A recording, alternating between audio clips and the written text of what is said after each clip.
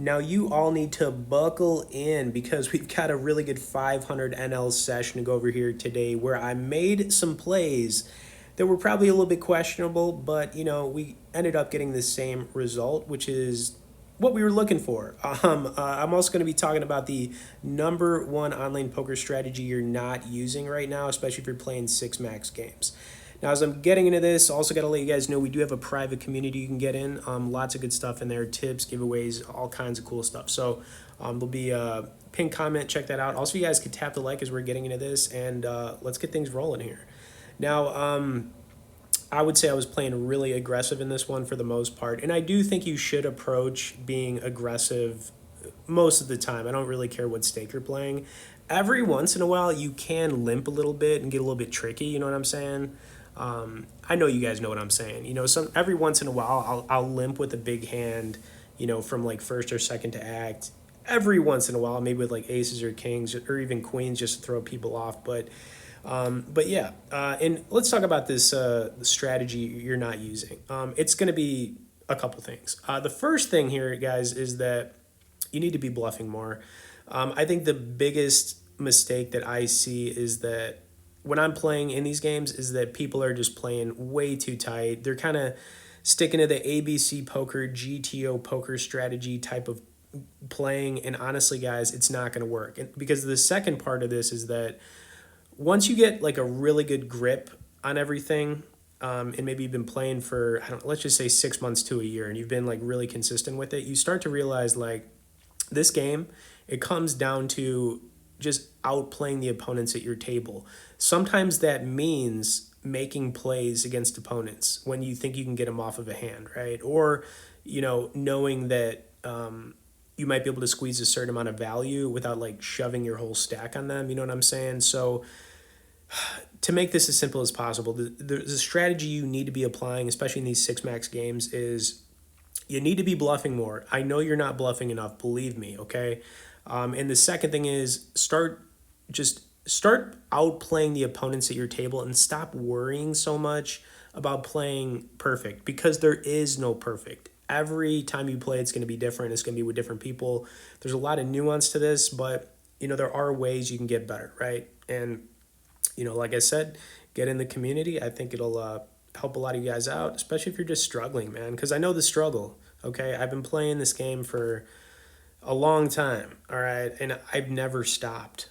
I've just kept going. I think a lot of people too. They get into playing online, especially, and I'm sure you've done this as well. You've probably played for a while and then you kind of just took a break from it and then came back like a year later.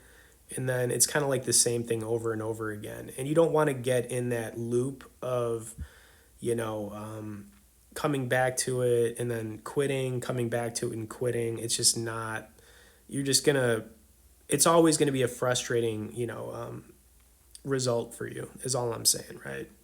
You don't have to believe what I'm saying, but like I said, I've been doing this long enough now where I just have like a good grip on everything. And if we're talking about like mindset, the emotional side of playing this game, all that stuff that is so difficult, I get it, because I live it basically. Stick around to the end though, because like I said, we do have a lot of good situations to go over here, and especially one big one where you're going to be like, wow, that was something. All right, anyways, we did flop kings here. Kind of felt like player 4 didn't really have a whole lot. We're also blocking a lot of like straights here on the river. I put out a little value here. Maybe he's got like jack 10 or queen 10 right there. He makes the call, but he didn't have anything anyways, and kind of on to the next one. Okay, king 8, and we were basically going like hand for hand here. This was a little bit shorter. I think this was actually a really short one. I think it was like 30 minutes, and I cut it down here to like 20 minutes for you guys to kind of just get into the meat of it, as I like to say. All right, fold in the king 8 there. No reason to make a call, just letting it go. Player 1, though, putting in a raise. Let's see if player 3 makes the call. It's a nice size raise. Ooh, all in. All right, let's see. Oh, man, nothing there. All right, player 3 obviously had the goods right there. I don't know what player 1 had. Maybe he had like a mid-pocket pair. Maybe he was just trying to take it down. I have no idea. All right, here we had a 10-7 suited. I don't know what it is about 10-7. I just love seeing flops with it. So We are going to. I mean, I could technically could have raised it right there if I wanted to, but I didn't. Flop wasn't good. Really, not a whole lot here. And to me, guys, and this is another thing, sometimes, not all the time, but sometimes, like in this spot, I probably went a little bit too small. He called us with a pair of fours. Can't really blame him. I think that that play right there was a mistake. Like if I was going to throw a bluff at it, the line didn't make a whole lot of sense. You know, I was better off just checking it and losing that hand as opposed to trying to do that. So that was a little bit of a mistake on my part. All right, let's see if we can get some redemption here with pocket sevens, which would be nice for sure. Let's get some redemption. No redemption here. All right, that six should have been a seven. It should have been, but it was not. That's how it goes sometimes. All right, player one is throwing a 25 piece out there. Back to player four. You know, we kind of just have to let this go. No reason to continue. Sadly, but this is a discipline lay down right here. All right, player four is going to make the call. Oh, never mind. He raised it. He went for a min raise. I like this. All right, player one calls. I think player one's on a draw here. Probably a club draw, maybe with like a straight draw.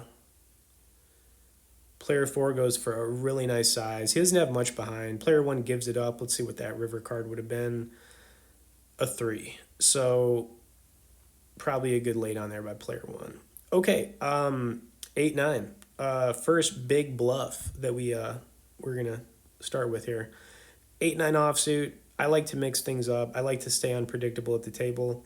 I'm not reckless, but like I said, I just like to mix things up. So we did right here. I'm gonna kick it up to 1250. Pretty standard opening here, and I think we are gonna get raised by somebody. Now we know that if somebody's gonna raise us from one of the later positions right here, then they're gonna have a lot of ace king, ace queen type hands, some mid pocket pairs. So with me making this call, I know I've probably got at least a couple live cards here, so I'm gonna make a call, right? And plus, who's gonna put us on an 8-9 offsuit? Nobody, especially if we hit this board really nice. And we're really deep in this game too. Another thing you got to think about. Now this was just not a good flop. Probably missing player six, definitely missing us, but I'm still expecting player six to throw something out there even if he missed this flop, which he does, which is understandable, especially if he's got like ace king, ace queen. Turn card is going to be a 10. Now, I'm not necessarily putting this guy on ace 10 or king 10. I'm not really seeing that, so I'm not really worried about the 10 at this point. Now, player six goes again here, then I have to start thinking, what could this guy have? If he checks here, it's going to give us a lot of information. River card was a queen, okay? Now, not the greatest card for us. He could have a lot of ace, queen, king, queen hands here, but we have to try, right? Because we're obviously not going to take this down with 9 high. So, the bluff I did the last time with whatever I had didn't work. But this time I'm going to throw out a pot size for 130. It's a good, I think this looks like a good bluff, right? It does. The only way he's calling us is if he's got a pair of queens here. Otherwise, I think we're going to get everything else to fold for the most part. And we did. He couldn't figure it out. And, fortunately he didn't have like ace queen or king queen right there. He gave it up and we took down a nice one there just on a straight bluff. You know what I mean? So, kind of back to what I was saying, man. Like, you got to be bluffing and just outplaying the people at your table. And we did right there. We outplayed player six, took it down, and we progress. Okay, we keep going. All right, opening up here with a 5-4 suited. Pretty reasonable.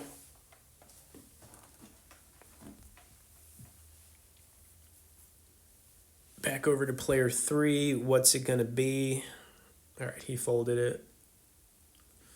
All good. All right, 2-6. We ain't playing that. We ain't playing that. No, sir.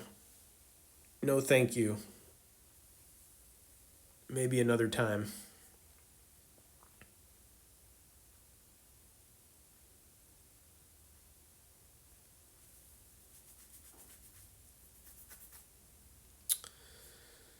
Okay, player three taking it down, and here we go.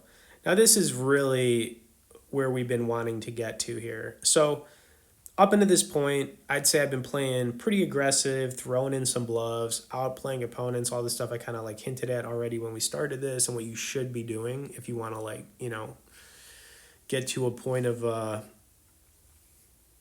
just doing this. You know what I'm saying? Like, but we got kings here. This was like, you're never folding kings, and I played this hand super sneaky, very sneaky. We're gonna have a min here by player 6 to 10. I hate when people do the min, but it is what it is. Player two is gonna kick this up to like 35 or the 35 or 40 piece. You know what I mean? So we're gonna see that, and then we're gonna have a decision to make. Do we want to re-raise it, or do we want to slow play? Every once in a while, I like to do that. I like to slow play, and that's what I'm gonna do here. So player two, I want to say he went to the 40 piece here. Now, I've got no idea what player six has got. He could be disguising a big hand as well. But player two, 35, going to come back around here. Now, player three and player four, I believe, got out of the way. Which, like I said, it comes back to me, and I've got to like make a decision here. Do we want to kick this up to like 90 or the 100 piece chicken nug, or do we just want to? Do we want to maybe get a little sneaky with it? Sometimes this can work. In this case, it is going to work. Now I'm just going to make the call back to player six. Player six is going to do something I didn't see coming. He's just going to jam. So he's basically saying a couple things. The hands that he could have, aces. Every once in a while, pocket queens might make this play. If somebody's a little bit tilted, I could see this play happening with like jacks, 10 sometimes, or ace king. Now, ace king, a lot less likely because we have king king, right? So it is possible he's got aces, but we have kings. We're never getting away here. And if we are up against aces, it's just a cooler situation, and it is what it is. It's just part of this game, but we are going to make the call. Player two is going to fold this, I think, pretty quick. And player six, like I said, didn't see this coming at all, but really nothing to think about here. He's going to turn over pocket tens. So we are in great shape, okay? And just dodging basically like straight cards, nines, queens. Turn card is a ace, which was a really good card. So now he's got two outs basically. So we're in really good shape. And guess what? Took down a really nice one right there. Now, if we would have lost there, I'll tell you guys this much. I wouldn't have been upset. I think that another mindset shift for playing is like, when you are getting it in good and you're like the favorite and you lose, those are the times that I don't really get mad about it because I still made the right play, and it's going to happen because of variance, but that one went in our favor, and I'll tell you what, happy about the result. But hope you guys enjoyed some stuff here. Like I said, man, get in that community, pin comment, tap the like, subscribe. Thanks for watching. So we'll see you in the next one.